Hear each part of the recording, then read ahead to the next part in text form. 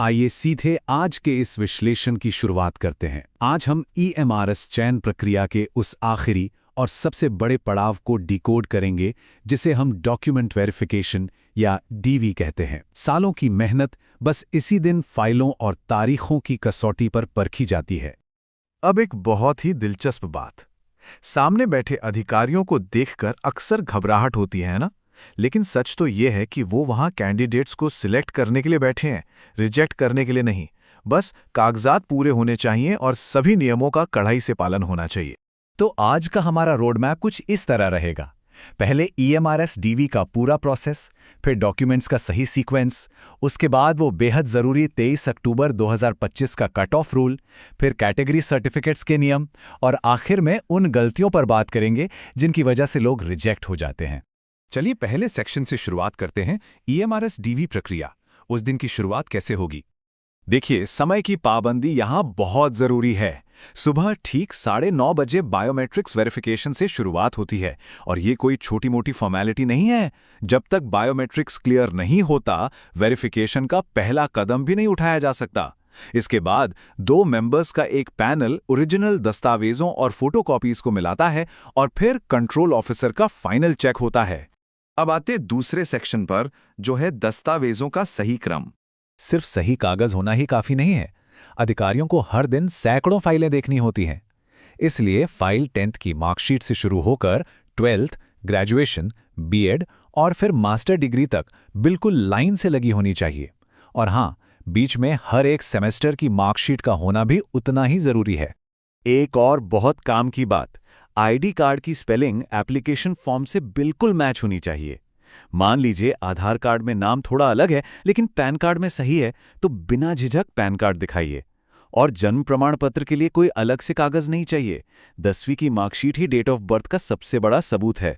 खैर, अब बढ़ते हैं तीसरे सेक्शन पर। 23 अक्टूबर 2025 का कट ऑफ रूल। ये शायद पूरी प्रक्रिया का सबसे सख्त नियम है। 23 अक्टूबर 2025 ये सिर्फ एक तारीख नहीं है, ये एक लक्ष्मण रेखा है। इसका सीधा सा मतलब यह है कि सभी डिग्रियां और परीक्षा परिणाम इस तारीख से पहले हर हाल में पूरे हो जाने चाहिए। आपको जानकर शायद हैरानी हो कि कंट्रोल ऑफिसर सचमुच एक हरे पेन का इस्तेमाल करते हैं। वो हर एक मार्कशीट पर पासिंग डेट को बाकायदा अंडरलाइन करके चेक करते हैं ताकि ये पक्का हो सके कि डिग्री इस तय सीमा से पहले ही पूरी हुई है। इसमें कोई भी छूट नहीं मिलती। लेकिन क्या होगा अगर रिजल्ट या फाइनल मार्कशीट इस कट ऑफ डेट के बाद प्रिंट हुई हो? ये एक ऐसा सवाल है जो फाइनल सेमेस्टर के कैंडिडेट्स के लिए एक बहुत बड़ी टेंशन बन जाता है। चलिए अब बात करते हैं चौथे सेक्शन की, कैटेगरी सर्टिफिकेट के नियम। ये वो हिस्सा है जहां सबसे ज्यादा कंफ्यूजन होता है। देखिए, अगर बात OBC या EWS कैटेगरी की है तो सर्टिफिकेट सेंट्रल गवर्नमेंट के फॉर्मेट में ही होना चाहिए और ये कम से कम तहसीलदार या SDM रैंक के अफसर से साइन होना चाहिए। स्टेट गवर्नमेंट वाले फॉर्मेट यहाँ बिल्कुल नहीं चलेंगे, वो सीधे तौर पर रिजेक्ट कर दिए जाते हैं। इसके साथ ही एक फाइनेंशियल ईयर का रूल भी जुड़ा है। EWS जैसे सर्टिफिकेट ठीक उसी फाइनेंशियल ईयर के होने चाहिए जो ऑफिशियल नोटिफिकेशन में मांगा गया है। अगर किसी ने एकदम नया सर्टिफिकेट बनवा लिया है जो उस टाइम फ्रेम में नहीं आता, तो वो अमान्य हो जाएगा। और अब हम अपने आखिरी सेक्शन पर हैं, अयोग्यता के सामान्य कारण। चलिए देखते हैं कि असल में वो कौन सी वजह हैं जिनसे आखिरी दिन कैंडिडेट्स बाहर हो जाते हैं। TGT पदों के लिए सब्जेक्ट कॉम्बिनेशन बहुत ही सख्त हैं। अगर TGT साइंस है तो बॉटनी, जूलॉजी और केमिस्ट्री का होना एकदम मैंडेटरी है।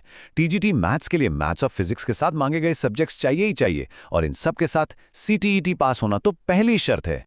एक असली वाकया सामने आया था। एक कैंडिडेट ने एग्जाम पास कर लिया था, लेकिन उनका एक बैकलॉग था। उस बैकलॉग का रिजल्ट कट ऑफ डेट के बाद आया। नतीजा, उन्हें तुरंत डिस्क्वालीफाई कर दिया गया, भले ही उन्होंने बाकी सब क्लियर कर लिया था। एक और किस्सा सुनिए। एक कैंडिडेट के पास फार्मा की डिग्री थी और उन्होंने TGT साइंस के लिए अप्लाई किया। उन्हें भी रिजेक्ट कर दिया गया। क्यों?